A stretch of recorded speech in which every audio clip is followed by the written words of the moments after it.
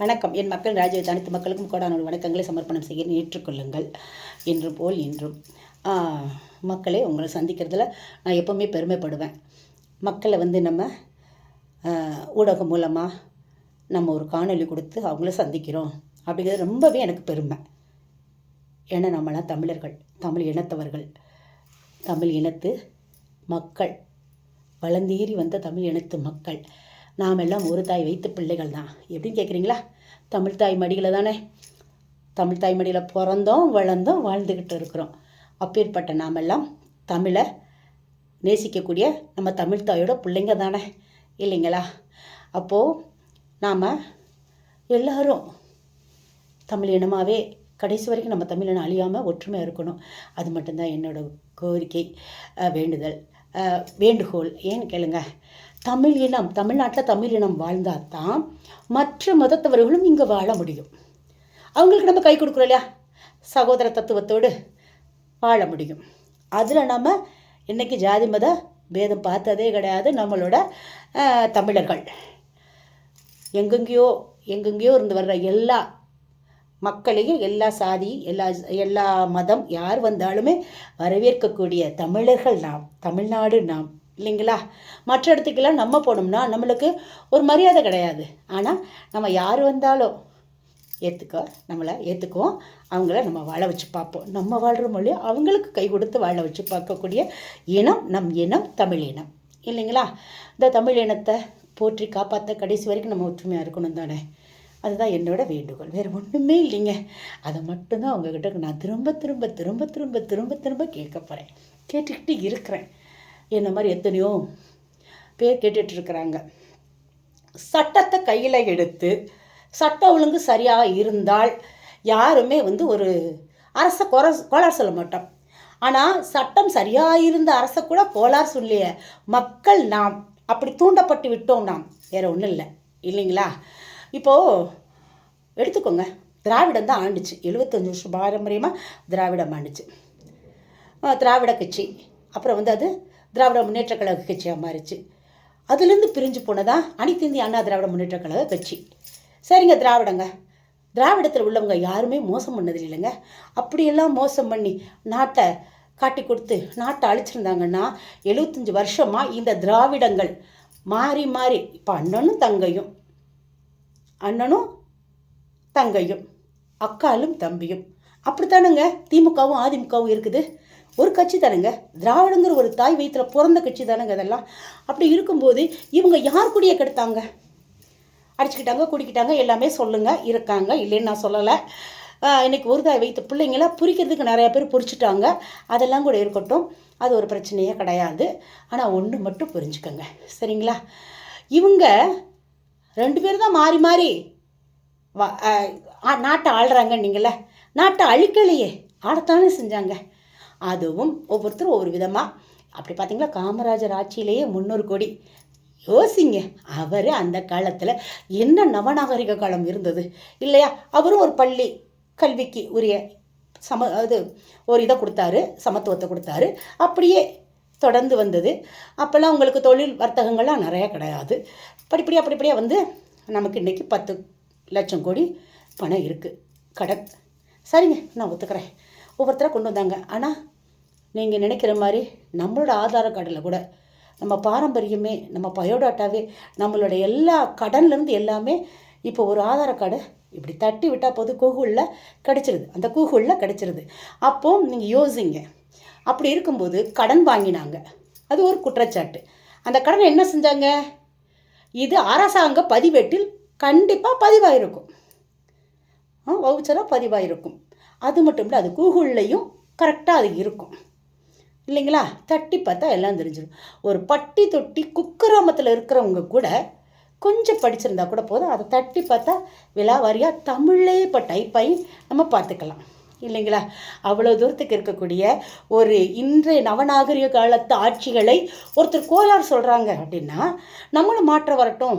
மாற்றத்தில் என்ன தான் இருக்குது? இவங்களே அடிச்சுக்கிறாங்க. நம்ம வீட்டில் நம்ம பிள்ளைங்க அடிச்சுக்கிறாங்க, ஒத்துக்குருவோம். இப்போது என் வீட்டிலே வைங்க, என் பிள்ளைய அடிச்சுக்கிறாங்க, மாறி மாறி ஜெயிக்கிறாங்க. மாறி மாறி ஜெயிக்கும்போது அவங்கள நம்ம என்ன பண்ண போகிறோம்? நம்ம வீட்டு பிள்ளைங்க தானே, அதுக்கு பாட்டு இருக்கணும் தான் நினைப்போம். என்ன அப்பேற்பட்ட நாம் என்ன மாறி மாறி ஜெயிச்சுட்டு வந்தாலும் நம்ம பிள்ளைங்க தான் இல்லையா? அப்போது இதுக்காக என் பிள்ளைங்க இல்லை இவங்க ரெண்டும் அடிச்சுக்கிறாங்க நான் அடுத்த வீட்டு பிள்ளைக்கு போவேன் நம்ம சொல்ல முடியாது இல்லையா? அதுதான் நீங்கள் நினச்ச மாதிரி இந்த திராவிடங்கள் அப்படிங்கிறது நம்ம தமிழர்கள். இவங்க நம்ம பிள்ளைய பெத்த பிள்ளைய அடிச்சுக்கிட்டாங்கங்கிறதுக்காக நம்ம ஒதுக்கி வச்சுட்டு ஊரம் விட்டு பிள்ளை எடுத்து வளர்ப்போம் இல்லைங்களா? அப்போ இதை கொஞ்சம் சிந்திக்கணும், யோசிக்கணும். நீங்கள் நான் என்னைய வச்சு கூட யோசிங்க, அப்படி யோசிக்கணும். அப்படி இருக்கும்போது இன்றைக்கு மாற்றம் வேண்டும் அப்படின்னு சொல்லி கேட்டீங்க. அதுக்கு என்ன மாதிரி அவங்க மாற்றத்தை கொண்டு வரேன்னு சொன்னாங்க, அது ஞாபகம் இருக்குல்ல? எல்லா மக்களுக்கும் ஞாபகம் இருக்கும். இருந்தாலும் திருப்பி நான் ஒரு ஞாபகப்படுத்துகிறேன். சாராய கடை இருக்கிறதுனால தான் பெண்கள் பூரா தாலி அறுக்கப்படுதுன்னு சொன்னாங்க. அதனால் லஞ்சம், ஊழல், கள்ளக்கடத்தல், கஞ்சா, போதைப் பொருட்கள், சாராயக்கடை எதுவுமே இருக்காது. சட்ட ஒழுங்கு பிரகாரம் அதை பூராமல் அடித்து நொறுக்கி இல்லாமல் அழிச்சிடுவோன்னு சொன்னாங்க. ஒன்று. ரெண்டாவது குழந்தையிலேருந்து பெரியவங்க வரைக்கும் பாலியல் தொல்லைன்னு நீங்கள் பண்ணுறாங்க, ஏன்னா திமுக ஆட்சி அப்படின்னு சொன்னீங்க. சரிங்க, அதை கூட ஒத்துக்குவோம். யாராச்சும் பச்சை மண்ணை போய் என்னங்க பண்ண முடியும்? அதெல்லாம் அப்படிலாம் சொல்ல முடியாது. பாலியல் தொழிலாம் சொல்ல முடியாது. நீங்கள் அதையும் சொல்கிறீங்க, நான் ஒத்துக்குறோம். அது திமுக ஆட்சியில் இப்போது எல்லாம் எங்கெங்கேயோ இருந்து வந்துச்சு, தமிழ்நாடு முன்னேறிச்சு.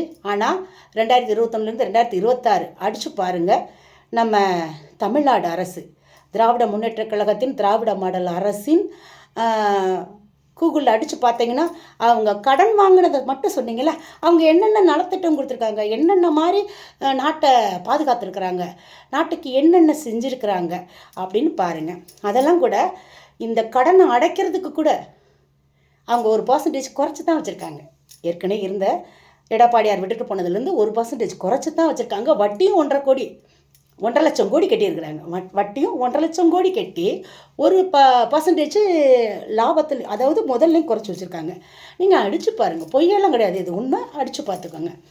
அப்போது எதுவுமே எல்லாமே இப்போ உங்களுக்கு எழுத்து மூலமாக டைப்பு மூலமாக வந்துடுது இல்லையா? நீங்கள் அதையும் பார்த்துக்கலாம். ஒன்று. அதுக்கப்புறம் இப்போ நீங்கள் இன்னொன்று தெரிஞ்சுக்கணும். அவ்வளோ தூரம் செஞ்சவங்க யாருமே யாரு கூட காசு எடுத்துகிட்டு போக மாட்டாங்க. அது நல்லா தெரிஞ்சிடும். அப்படி உண்மையாக சட்ட ரீதியாக அவங்க தப்பு பண்ணியிருக்காங்க, ஊழல் பண்ணியிருக்காங்கங்கிறத சாட்சி இருந்தால் கோர்ட்டில் போட சொல்லுங்கள், பார்க்கலாம். இப்போ அவ்வளோ தூரம் பண்ணாங்கள்ல, இதெல்லாம் நடக்காது, நாங்கள் வந்தால் மாற்றம் உண்டாகும். ஒரே நாளில் நான் என்றைக்கு முதலமைச்சரை கையெழுத்து போடுறேன்னா அன்னையிலேருந்து சட்டம் ஒழுங்கு சரியாக இருக்கும். எந்த ஒரு கெட்ட லஞ்ச ஊழல், போதைப் பொருட்கள், கஞ்சா கடத்தல், கொள்ளை, கற்பழிப்பு, கொலை, பாலியல் தொல்லை, இந்த மாதிரி எதுவுமே இல்லைன்னு சொல்லித்தான் ஆட்சிக்கு வந்தாங்க. ஆனால் இன்றைக்கி ஒரு மாதம், நாளை கழிச்சோட ஒரு மாதம், 10ஆம் தேதி பதவியேற்றாங்க இல்லையா? வர 10ஆம் தேதி, இன்னைக்கு 10, கரெக்டாக ஒரு மாதம் ஆச்சு. இந்த ஒரு மாதத்துலங்க அவங்க என்ன செஞ்சுருக்காங்க நீங்களே சொல்லுங்கள். சரிங்க, சட்ட ஒழுங்குன்னு சொன்னீங்க, எல்லாமே சரியாகும்னு சொன்னீங்க, மாற்றத்தை தேடணும், மாற்றத்தில் ஓட்டு போட்டோம். இன்றைக்கி மாற்றம் என்ன நடந்துச்சுன்னு மட்டும் சொல்லுங்கள். ஒன்றுமே இல்லைங்க. தமிழர்கள் அந்த காலத்துலேருந்து இந்த காலம் வரைக்கும் நம்ம பெண்கள் மந்திரிகள் இருந்திருக்கிறாங்க. அதில் நீங்கள் ஒன்று மட்டும் புரிஞ்சுக்கோங்க. தமிழ்நாட்டில் உள்ள தமிழ் பெண்களோ தமிழ் ஆண்களுக்கோ மந்திரி பதவி வகிக்கக்கூடிய தன்மை இல்லாமலா இத்தனை வருஷமாக சுதந்திரம் அடைஞ்ச காலத்துலேருந்து இப்போ வரைக்கும் ஆட்சி ஆண்டிருக்கிறாங்க. இந்த ஆட்சியில் யாருக்கு மந்திரி பதவி கொடுத்துருக்காங்கன்னு பார்த்துருக்கீங்களா? பார்த்துருக்கல நீங்கள், உங்களுக்கு தெரியல. தெரிஞ்சாலும் நீங்கள் அதை பேச மாட்டேங்கிறீங்க. அதுதான் உண்மை. ஆந்திராவிலேருந்து வந்தவங்களுக்கு இங்கே எல்லாமே முதலுரிமை. இப்போது நம்ம நடிகர் ஜோசப் விஜய் முதல்வர் அவர்களுக்கு அடுத்து இருக்கிறது ஆந்திராக்காரவங்க இருக்காங்க அமைச்சர்களாக. தமிழ்நாட்டில் ஒரு தமிழர் கிடைக்கலையா? சரிங்க, அவங்க வந்துட்டாங்க. அவங்க இங்கேருந்து அவங்க இங்கே கொண்டு நன்மை செஞ்சுருக்காங்க? எதெல்லாம் இங்கே இருக்காதுன்னு சொன்னாங்களோ அதெல்லாம் அதிகப்படுத்தியிருக்கிறாங்க இல்லையா? இப்போது திராவிட முன்னேற்ற கழகத்தில் அந்த திராவிட மாடல் அரசின் நாயகர் முதல்வராக இருந்த காலத்தில் அவர் தொழில் வர்த்தகத்தை ஈர்த்துக்கிறதுக்காக நாடாக போய் எல்லார்ட்டையும் பேசி அடித்து கொண்டுட்டு வந்து இங்கே தொழில் வர்த்தகத்தை உற்பத்தி பண்ணி நிறையா பேருக்கு வேலைவாய்ப்புகள் கொடுத்து நாட்டுக்கும் நன்மை செஞ்சு லாபம் வர வச்சுட்டு இருந்தார். இந்த ஒரே மாதத்தில் நீங்கள் என்ன நினச்சா நினச்சிக்கோங்க, எதை வேணாலும் தட்டுங்க, எந்த சட்டத்தை கூட பார்ப்போம், வாங்க உண்மையை பார்ப்போம். என்ன இங்கே தமிழ்நாட்டில் ஒரு 3 பெரிய பெரிய வர்த்தக கம்பெனிகளை, வர்த்தகத்துக்குரிய தொழில்களை ஆந்திராவுக்கு அனுப்பிட்டாங்க. இன்னும் எத்தனை வெளியே தெரியாமல் இருக்குன்னு தெரியல. தெரிஞ்சு 3ங்க ஆக்கிட்டாங்க. மனசாட்சியோட மக்களே யோசிங்க, சிந்திங்க. தமிழக மக்களுக்கு ஒரு மந்திரி பதவிக்கு தமிழ் இனத்து மக்களுக்கு உரிமை இல்லையா? ஆந்திரா பெண்ணை இங்கே கொண்டு வந்து தொழில் வர்த்தக துறை அமைச்சராக போட்டு என்ன செய்ய? அவங்க இங்கேருந்த தொழிலெல்லாம் வெளியே அனுப்பிட்டாங்க. இப்போ வர இருந்த தொழிலையும் வெளியே அனுப்பிட்டாங்க. அதுவும் ஆந்திராவுக்கே, அவங்க பிறந்த ஊருக்கு அனுப்பிட்டாங்க. அதுதாங்க தாய்ப்பற்று. இதே தமிழர்கள் செய்வோமா? நீங்கள் சொன்னீங்க இது லஞ்ச ஊழல் பண்ணி கொள்ளையடித்து சாப்பிட்டாங்கன்னு. தமிழங்க சாப்பிட்டாலும் அதுக்குரிய நன்றியோடு இருந்து மக்களுக்கு பாதுகாத்திருப்பாங்க. இன்றைக்கி ஆந்திராவில் போய் இந்த அம்மா கொடுத்துச்சு, ஆந்திராக்காரவங்க எந்த நன்மையும் நமக்கு செய்வாங்களா? கர்நாடகாவில் இந்த நாள் வரைக்கும் நம்ம போராடிக்கிட்டு இருக்கோம் மேகதாது அணைக்காக. மேகதாது அணைக்காக இந்த நிமிஷம் வரைக்கும் நம்ம போராடிக்கிட்டு இருக்கோம். அதுவும் போச்சு. தமிழ் தாய் வாழ்த்துக்கு முதலிடம் இல்லாமல் போச்சு.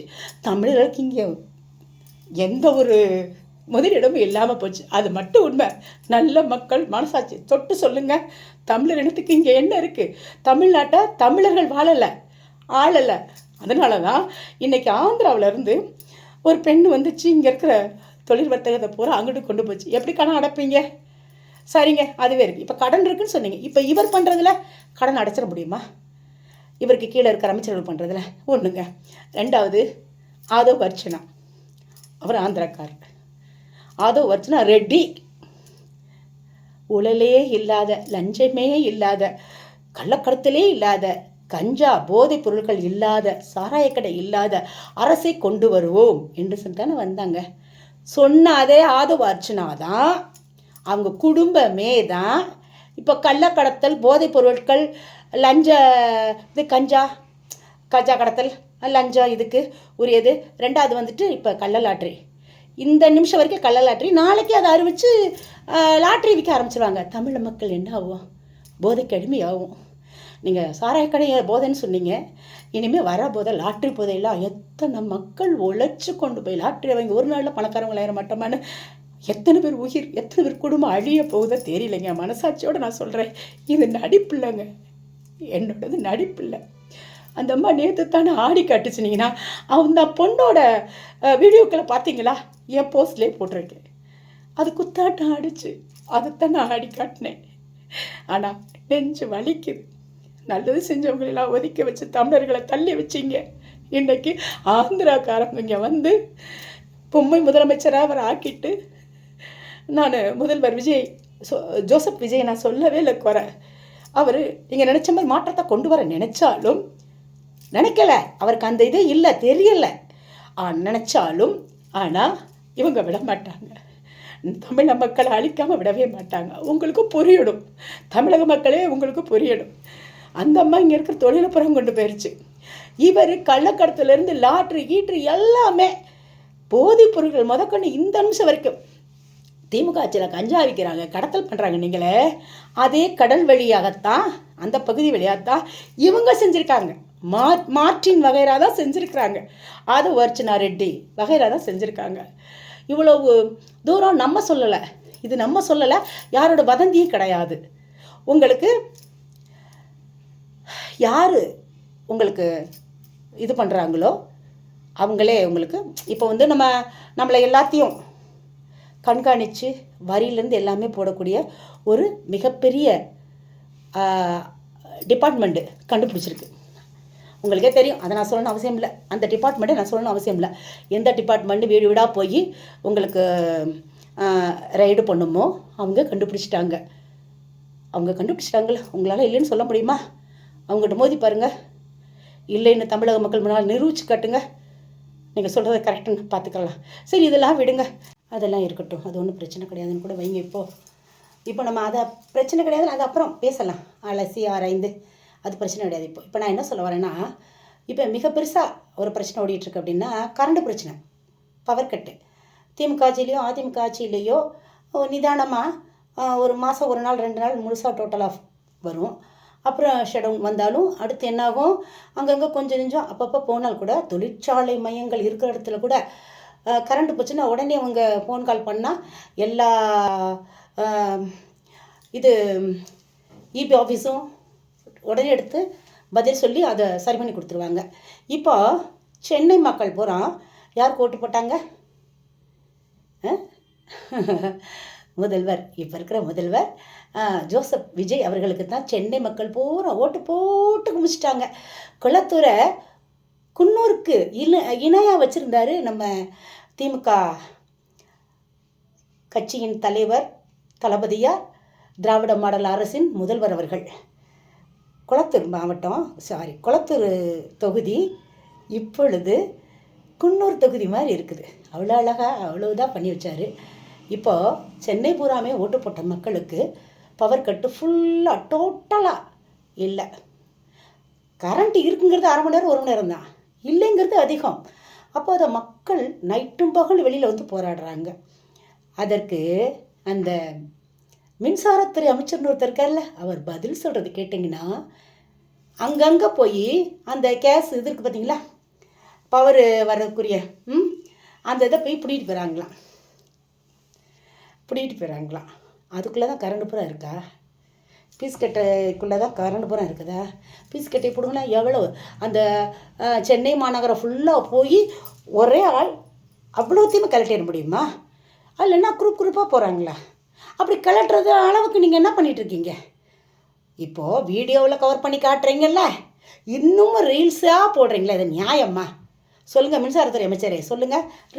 இன்றைக்கி ரீல்ஸு போடுறீங்க.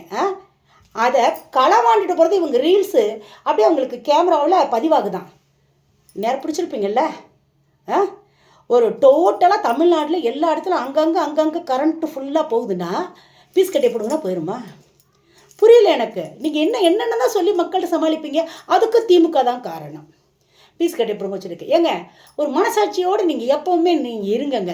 நீங்கள் தான் இப்போ தான் ஆட்சியை எடுத்துக்கிட்டீங்கல்ல, ஆட்சியை கைப்பற்றிட்டீங்கல்ல, அதுக்கு நீங்கள் என்ன மக்களுக்கு பண்ணணுமோ அதை செய்யுங்க. எப்போ பார்த்தாலும் செய்கிறது எல்லாமே இந்த நாள் வரைக்கும் எந்த ஒரு நல்லதுமே செய்யலை. இருந்த எல்லாத்தையுமே அழிச்சிட்டு வர்றீங்க. கேட்டால் திமுக ஆட்சி, திமுக காசு கொடுத்து செய்யுது, திமுகவோட கண்ட்ரோலு. அது எப்படிங்க போகும்? தலைவர் நீங்கள், உங்கள் கண்ட்ரோல் இருக்கிறது எப்படி அவங்க கண்ட்ரோலுக்கு போகும்? அப்படி எல்லாத்தையுமே அவங்க எடுத்துக்கிற அந்த தலைவர் பற்றி உங்களுக்கு எதுக்கு? அவங்ககிட்ட கொடுத்துட்டு போயிடுங்க. எப்போ பார்த்தாலும் திமுக இதவே நீங்கள் சொல்லி ஏன் மண்டை அடிக்கிறீங்க? மக்கள் மனசில் என்ன எவ்வளவு தான் விதைப்பீங்க? அவங்களுக்கு கொஞ்சம் கூட புரியாத முட்டாளுன்னு நினச்சிட்டிங்களா? அறிவாளிகள் தான், ஒரு மாற்றத்துக்கு விரும்பி தான் உங்களுக்கு ஓட்டு போட்டாங்க. அதனால் அவங்கள நீங்கள் எப்போவுமே வந்து தப்பாக பைத்தியக்காரத்தனத்துக்கு கொண்டு போயிடாதீங்க, சரியா? பவர் கட் ஆகிடுச்சு. என்னென்னு கேட்டால் பீஸ் கட்டி பிடிக்கிட்டு போயிட்டாங்களாம். பல்லவின் ஒரு எம்எல்ஏ சொல்லுது, இதுக்கெல்லாம் காரணம் திமுக தான் கண்டுபிடிச்சிட்டாங்களாம். போடு சட்டத்துக்கு வா, இது கொண்டு வா, சட்ட ஒழுங்கு நடவடிக்கை எடு, கோர்ட்டில் கேஸ் போடு பார்க்கலாம். என்ன எடுத்தாலும் என்ன நடந்தாலும் நீங்கள் செய்ய வேண்டிய அந்த குற்றம் குறைய போகிற சரி பண்ண வேண்டியது நீங்கள் எல்லாமே திமுக மேலே போட்டிங்கன்னா அவங்க சரி பண்ணிட்டு விட்டுட்டு கொடுத்துட்டு போயிருங்க. அவங்ககிட்ட அதை ஒப்படைச்சிட்டு போயிருங்க முதலமைச்சர் பதவியை. அவங்க இளைய பார்த்துக்கிறட்டும். அவங்க வேணா தூக்கி போகிறீங்களே, குற்றத்தை அப்புறம் தூக்கி போடுற நீங்கள் அந்த குற்றத்தை அவங்க சரி பண்ணிட்டு அவங்ககிட்டே கொடுத்துருங்க. இது எதுக்கு இப்படி எல்லாரும் அமைச்சர் பதவி வச்சுக்கிறீங்க, முதலமைச்சராக இருந்துக்கிறீங்க, வாய் திறந்து பேச மாட்டேங்கிறீங்க? என்ன நடந்தாலும் மக்கள் கேட்குற கேள்விக்கு அத்தனைக்குமே திமுக உங்களுக்கு வேறு வேலையே இல்லையா? நேற்றும் திமுக, இன்றும் திமுக, நாளையும் திமுக. அப்புறம் எதுக்கே நீங்கள் ஆட்சிக்கு? உங்களுக்கு எதுக்கே ஆட்சி சொல்லுங்கள். சரி, இதெல்லாம் இருக்கட்டும். முதல்வர் அவர்களுக்கு ஒரு சிறு வேண்டுகோள், ஒரு சின்ன சந்தேகம் எனக்கு. இன்றைய முதல்வரே மிஸ்டர் மாண்புமிகு நடிகர் ஜோசப் விஜய் அவர்களே, சிங்கப்பெண் படையை நீங்கள் தொடங்கி வச்சிட்டீங்க. பட்டித்தட்டி கிராமத்திலிருந்து குக்கிராமத்தில் இருந்து மலைவாசிகளில் இருந்து எங்கெங்கே இருக்கிற எல்லா பெண்களுக்கும் நீங்கள் சிங்கப்பெண் படையை ஓப்பன் பண்ணி வச்சுட்டீங்க. இனிமேல் பெண்களுக்கு பாதுகாப்பு சூப்பராக இருக்கும், அதில் எந்த ஒரு குறையுமே கிடையாது, சரியா? சூப்பராக கொடுத்துருக்கீங்க, ஒத்துக்குருவோம். அப்படி ஒத்துக்கிற அளவுக்கு நீங்கள் இன்னொரு காரியமும் பண்ணி எங்களுக்கு காட்டணும். இத்தனை மக்களையும் தமிழ்நாட்டு மக்களுக்கு அப்புறம் முதல்வராக இருந்து சிங்கப்பெண் படை ஓப்பன் பண்ணி பெண்கள் பாதுகாப்பு கொடுத்த நீங்கள், உங்களுக்கு ஒரு மனைவி மகள் இருவன் பெண் தானே? நீங்கள் சொன்ன மாதிரி ஒர்த்து இல்லை அப்படின்னு அவங்க 9 இல்லையே, பெண்கள் தானே, அவங்களுக்கு என்ன பாதுகாப்பு கொடுத்துருக்கீங்க? நேற்று ஒரு அம்மா கூட்டிக்கிட்டு ஊர்வலம் சுற்றிக்கிறேன். அந்த அம்மா யார்? உங்களோட மனைவி சங்கீதா ஜோசப் விஜய் அவர்கள் தானே? அவங்களுக்கு நீங்கள் பாதுகாப்பு கொடுத்துட்டீங்களா? சொல்லுங்கள். உங்கள் பொண்ணு 7ஆம் கன்னி பொண்ணு, சின்ன பொண்ணு, அந்த பொண்ணுக்கு பாதுகாப்பு கொடுத்துட்டீங்களா? உங்கள் சிங்கப்பெண் படை அவங்களுக்கு முதலிடம் கொடுக்கணும்ல. நீங்கள் என்ன என் மனைவி மக்களுக்கு முதல்ல போய் பாதுகாப்பு கொடுங்க, அப்புறம் இந்த நாட்டுக்கே நான் பாதுகாப்பு கொடுக்குறேன் எல்லா சகோதர சகோதரிகளுக்கும் சொன்னீங்களா? முதல்ல நீங்கள் உங்கள் வீட்டை சரி பண்ணிக்கோங்க. சரிங்களா முதல்வரே? ஏன்னா நீங்கள் உதாரண புருஷனாக இருந்து காட்டினீங்கன்னா தான் தமிழ்நாட்டு மக்களுக்கு அவங்க நம்பிக்கை இனிமேல் அவங்க வரும். இனிமேல் எப்போவுமே நிரந்தரமாக இருக்கிறதுக்கு முயற்சிக்கலாம். சரியா? நீங்கள் இனிமேல் உதாரணத்துக்கு ஒரு எடுத்துக்காட்டாக வாழணும். கண்ட பொம்பளையும் கூட்டிக்கிட்டு நீங்கள் சுற்றுலா சுற்றி திரிகிறதுக்கு இது கவர்மெண்ட் காசு ஒன்றும் யாரோட சொத்து இல்லை, எங்களோட வரி, மக்களோட சொத்து, மக்களோட வரிப்பணம். அதனால் தயவு செய்து முதல்வராக நீங்கள் என்ன வேணாலும் செய்கிறீங்களா அது நல்லதாக தான். அதுக்காக நீங்கள் உங்கள் நினச்ச மாதிரிலாம் செய்ய முடியாது. முதல்வர் பதவிக்கு என்ன செய்யணுமோ மக்களுக்காக 24 மணி நேரம் உழைங்க, வாய் விட்டு பேசுங்க, மீடியாவை மீட் பண்ணுங்க, என்ன எல்லாத்துட்டையும் பேசுங்க, நிருபர்கள்கிட்ட கேட்குற கேள்வி கிட்ட கிட்ட கிட்டன்னு உண்மையை சொல்லுங்கள். உண்மையை தானே சொல்லணும், அதுக்கே பயப்படுறீங்க. உண்மையை பேசுங்க. சிங்கப்பெண் படை ஆரம்பிச்சிட்டிங்களே, பெண்களுக்கு சிங்கப்பெண் படை. அது முதலில் சங்கீதாவுக்கும், சங்கீதா பெத்த பிள்ளை உங்கள் மனைவி மக்களுக்கு முதலிடம் கிடைக்கணும். அவங்கள காப்பாற்றுங்க. அவங்க ரோட்டில் தர்றாங்க, அவங்கள வந்து சரி பண்ணுங்கள். சரியா? அவங்களுக்கு எல்லா பாதுகாப்பு கொடுத்து அவங்கள வச்சுட்டிங்கனாலே நீங்கள் ஒரு உதாரணத்துக்குரிய ஒரு எடுத்துக்காட்டான மனிதராக முதல்வருக்கு கொஞ்சம் பரவாயில்ல அப்படின்னு மக்கள் சொல்கிற அளவுக்கு நடக்கணும். மக்களே, இந்த கேள்வியை நீங்கள் கேட்கணும், நான் கேட்குறேன். மக்களாகி நீங்கள் அத்தனை பேரும் முதல்ல இதை நிறையா மக்கள் யோசிச்சிருக்கணும். கூட்டத்துக்கு சாவு விழுந்தா திமுக, யார் கூட்டத்துக்கு டிவிக்கு ஆட்சியில் டிவிக்கு தலைவர் பேசுகிற இடத்துல எல்லாம் சாவு விழுந்தா திமுக, நன்றி தெரிவிக்க போகிற இடத்துல திமுக, என்ன நடந்தாலும் தீய சக்தி திமுக. இப்போ அவரோட மனைவி மக்கள் ஒருத்தர்னு விட்டுட்டாரு. இன்றைக்கி தமிழ்நாட்டு மக்களுக்கு பூரா அவர் சிங்கப்பெண் படை தொடங்கி வச்சுருக்கிறாரு. அப்போ அவர் வீட்டில் அவர் மனைவி மகளும் பெண்கள் இல்லையா? அப்போ அவர் யாருக்கு முதலிடம் கொடுக்கணும்? முதல்ல அவர் தன்னோட மனைவி மகளை கவனிக்கணும், பெத்த தாயை கவனிக்கணும், அவங்களுக்கு பாதுகாப்பு கொடுத்து அவர் நல்லது செஞ்சாருன்னா மக்கள் நீங்கள் நம்பலாம். அப்படி இல்லை அப்படின்னா அதையுமே நீங்கள் நம்பலாமா? யோசிச்சுக்கோங்க. இனிமேல் எப்படி நடக்கும் இந்த ஆட்சிங்கிறத புரிஞ்சுக்கோங்க. ஏன்னு கேட்டிங்கன்னா, நேரம் ஆயிடுச்சுல, ஏன்னு கேட்டிங்கன்னா இன்றைக்கி அவர் அமைச்சரவையில் இருக்கிறவங்க தான் லஞ்ச ஊழல், கள்ளக்கடத்தல், உங்களுக்கு போதைப்பொருள் வியாபாரம், கஞ்சா எல்லாமே கடந்து வந்துக்கிட்டு இருக்கு, கள்ள லாட்ரி எல்லாமே வந்துக்கிட்டு இருக்கு. இங்கே இருக்கிற ஏற்கனவே வர்த்தக தொழிலில் கொண்டு வந்து போட்ட முதலீடு பூரா ஆந்திராவுக்கு போய்கிட்டு இருக்கு. இனிமேல் வரப்போகிறதுமே அங்கே போய்கிட்டு இருக்கு. அதுக்கு சரியான ஒரு பெண்ணை செலக்ட் பண்ணி அது சூப்பராக குத்தாடாடுது. தயவுசெய்து நானும் ஆடுறவன் நினச்சிக்காதீங்க. அந்த அம்மா ஆடுனது தான் நான் சொன்னேன். என்னோடய போஸ்ட்டில் கூட போய் பாருங்கள், அது எப்படி ஆடி இருக்குன்னு. ஒரு அமைச்சர் எப்படி ஆடி இருக்குன்னு. இங்கே இருக்கிற தொழிலை கொண்டு ஆந்திராவில் கொடுத்துட்டு அதை ஆடுது. அப்போ தமிழ்நாடு யார் காப்பாற்றுறது? மாற்றம் வரும். மக்களே நீங்களே மாற்றத்தை பார்த்துக்கோங்க. இதுக்கு மேலே சொல்கிறதுக்குள்ள நான் ஒவ்வொன்றா சொல்கிறேன், நீங்களும் பார்க்குறீங்க, நீங்களும் கேள்வி கேட்க ஆரம்பிங்க. மக்கள் பூரா திரண்டு கேள்வி கேட்டால் மட்டும்தான் இந்த அராஜகமான அமைச்சரவையில் இருக்கிற எல்லா கெட்டவங்களையும் ஒதுக்க முடியும். நல்லவர்கள் இருக்கட்டும், இவர் இல்லைன்னு சொல்லலை, நல்லவர்கள் அவர் தேர்ந்தெடுத்து அமைச்சராக போடட்டும், வாழட்டும், வாழ்ந்து காட்டட்டும், மக்களுக்கு நல்லது செய்யட்டும், தமிழ்நாடை காக்கட்டும், மேகதாது அணையை அவர் கைப்பற்றி கொண்டாடட்டும், தமிழ்தாய் வாழ்த்தை முதலிடம் படிக்க வைக்கட்டும், தமிழ்தாய் வாழ்த்துக்கு முதலிடம் கொடுக்க வைக்கட்டும். அப்படி ஒன்று ஒன்றா அவர் செய்யட்டும். சிங்கப்பெண் படை ஆரம்பித்தது பெருசு இல்லை. மனைவி மக்களையும் அம்மாவையும் காப்பாற்ற சொல்லுங்கள், பொதுமக்களையும் இங்கே கேளுங்க. அப்புறம் தான் உங்களுக்கு அங்கேயே ஒன்றும் இல்லைன்னா உங்களை காப்பாற்றிடுவாராக்கும். சொல்லுங்கள். இதை நான் சொல்லக்கூடாது, இருந்தாலும் உங்கள்கிட்ட நான் எடுத்து சொல்கிறேன். மக்களாகி நீங்கள் கேட்பீங்கன்னு இன்னும் நிறையா வரும். அது அவரே திருத்திக்கிட்டு அவர் அமைச்சரவை சரி பண்ணிட்டாருன்னா ஓரளவுக்கு தாக்கு பிடிச்சி நல்லபடியாக கொண்டு போகலாம். இதை முதல்வருக்கு நீங்கள் அத்தனை மக்களும் கேள்வி கேளுங்க. அவர் அப்போனாச்சும் வாய் திறந்து உண்மையை பேசட்டும், என்னென்ன நன்மை நடக்கணும்னு சொல்லட்டும். இல்லை அவரோட குற்றங்குறை அவரோட அமைச்சரவையில் இருக்கவங்கள அப்புறம் அவர் வெளியே கொண்டு போய் தள்ளிட்டு அவங்க செய்த தவறுகளுக்கு தண்டனை கொடுக்கணும், வாங்கி கொடுக்கணும். அப்போ முதல்வரை ஓரளவுக்கு நம்ம வரவேற்கலாம். சரியா? நன்றி மக்களே. உங்கள் அனைவருக்கும் இதை பாருங்கள், புரிஞ்சுக்கோங்க. உங்களுக்கு அதிகமாக தெரியும், நீங்களும் போடுங்க, நாங்கள் பார்த்து புரிஞ்சுக்கிறோம். நம்ம அனைவரும் ஒன்று சேர்ந்தால் மட்டும்தான் இந்த அரசில் நடக்கிற குற்றங்குறைகளை முதல்ல லஞ்ச ஊழல் பண்ணிக்கிட்டு இங்கே இருக்கிற களலாற்றி அமைச்சரவையில் இருக்கிற அவங்கள நமக்கு அந்த அமைச்சர்களை நம்ம வெளியேற்றணும். ஆந்திராவிலேருந்து வந்தவங்க தான் தமிழ் பெண்களுக்கு அமைச்சராக இருக்கிற தகுதி இல்லையா? தமிழருக்கு இல்லையா? ஆந்திராவிலேருந்து இங்கே வந்து இவங்க ஏன் இருக்காங்க?